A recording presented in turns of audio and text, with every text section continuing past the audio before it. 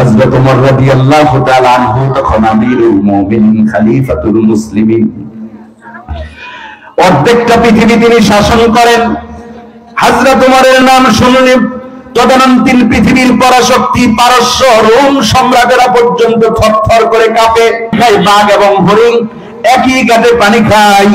হযরত ওমর এত প্রতাপশালী শাসক ছিলেন যে ওই বাঘ হরিণের দিকে, ছাগলের দিকে চোখ তুলে তাকাবার সাহস পাচ্ছে না। এত প্রতাপশালী শাসক তিনি। একদিন দুপুর বেলা হযরত ওমরকে খুঁজে পাওয়া যাচ্ছে না। সাহাবায়ে কেরাম পেরেশান হয়ে গেলেন। ওনার সঙ্গী সাথীরা যারা ছিলেন সাহাবীরা, তাবেঈরা, আমিরুল মুমিনিন গেল কোথায়? কেউ কি ওনাকে গুম করে ফেলছে নাকি? শত্রু আছে না চতুর্দিকে? রাষ্ট্রপ্রধানের শত্রু আছে না? বহিরাগত ইহুদি খ্রিস্টানরা আছে, কত শত্রু আছে, গুপ্তচর আছে। কি হইল ওনার? পুরা তন্ন তন্ন করে মদিনার আনাচে কানাচে, মক্কা মদিনায় তালাশ করতে আরম্ভ করলেন। তার আরব দেশে সমানে তালাশ করতেছেন হযরত ওমরকে। তালাশ করে হযরত ওমরকে কোথাও পাওয়া যাচ্ছে না।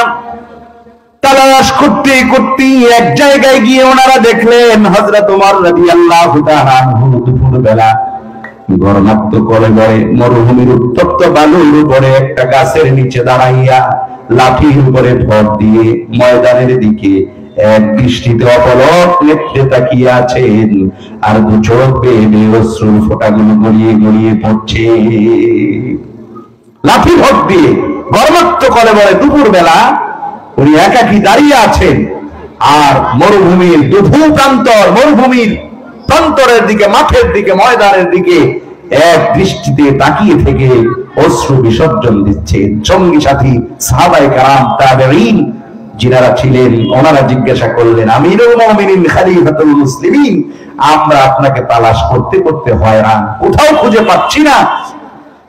আপনি এখানে গাছের নিচে একাকী দাঁড়িয়ে লাঠির উপরে ভর দিয়ে ময়দানের দিকে তাকিয়ে অশ্রু বিসর্জন দিচ্ছেন, কাঁদতেছেন। কারণটা কি? কি দুঃখ আপনার মনে, কি কষ্ট আপনার মনে? মেহেরবানি করে আমাদেরকে একটু খুলে বলেন।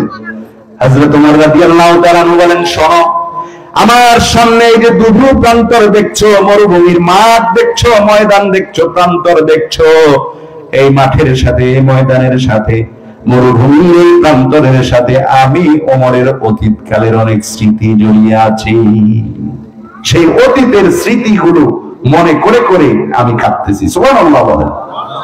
হযরত ওমর রাদিয়াল্লাহু তাআলা আনহু বলেন, আমি তেমন ধনীর দুলাল নই। আমার বাবা অনেক ধনী, লাখপতি কোটিপতি এরকম না। আমি ধনীর দুলাল না। আমি সাধারণত সচ্ছল মধ্যবিত্ত একটা ফ্যামিলির সন্তান। আমার বাবার সম্পদ বলতে কিছু উট, ভেড়া, বকরি এগুলোর পাল ছিল। আমার বাবা ওগুলোকে লালন পালন করতেন, ওগুলোকে দেখাশোনা করতেন, রাখালগিরি করতেন, নিজের উট, ভেড়া, বকরি গুলোকে নিজে তদারকি করতেন, গাইডলাইন দিতেন।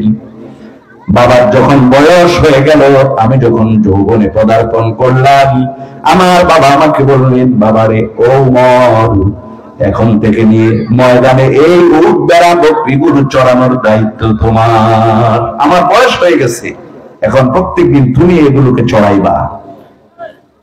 সকালবেলা আমার বাবা এগুলো নিজে গুনে গুনে দিতেন, কয়টা উট আছে, কয়টা ভেড়া আছে, কয়টা বকরি আছে, গুনে গুনে আমাকে ময়দানে পাঠাইতেন এগুলোকে চড়াবার জন্য। সন্ধ্যার সময় যখন আমি ফিরে আসতাম, আমার বাবা আবারও গণনা করতেন।